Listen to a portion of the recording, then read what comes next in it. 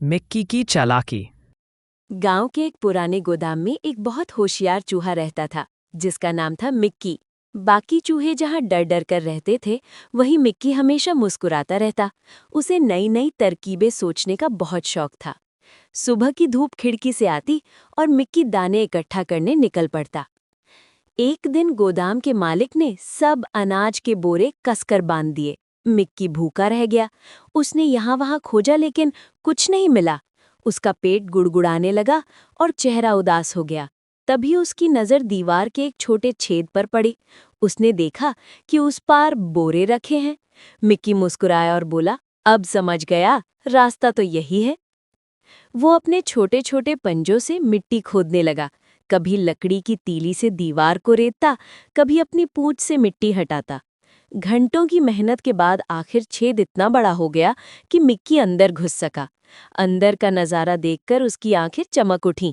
वहां गेहूं, चावल और दाल के ढेर लगे थे। वो खुशी से कूद पड़ा और खाने लगा। लेकिन मिक्की समझदार था। उसने सोचा, अगर मालिक ने मुझे देख लिया तो सब खत्म। इसलिए वो हर दिन थोड़ा थोड़ा अनाज लाता और अपने छोटे कोने में छिपा कर रखता। अगले दिन सुबह गोदाम का मालिक आया। उसे कुछ अजीब लगा। उसने जाल लगाकर मिक्की को पकड़ने की कोशिश की। मिक्की दूर से देख रहा था। वो हंस पड़ा और बोला, अब खेल शुरू। उसने कुछ अनाज के दाने उठाए और उन्हें जाल के ऊपर फेंक दिया। फिर वो दीवार के पीछे छिप गया। जैसे ही जाल गिरा, मालिक ने समझा कि चूहा फंस गया, लेकिन अंदर तो कुछ नहीं था। मालिक परेशान होकर चला गया। मिक्की हंसते हुए बाहर आया और बोला, बुद्धि से बड़ी कोई ताकत नहीं होती। उसने पेट भरकर अनाज खाया, फिर अपने छोटी सी कोने में जाकर चैन से सो गया।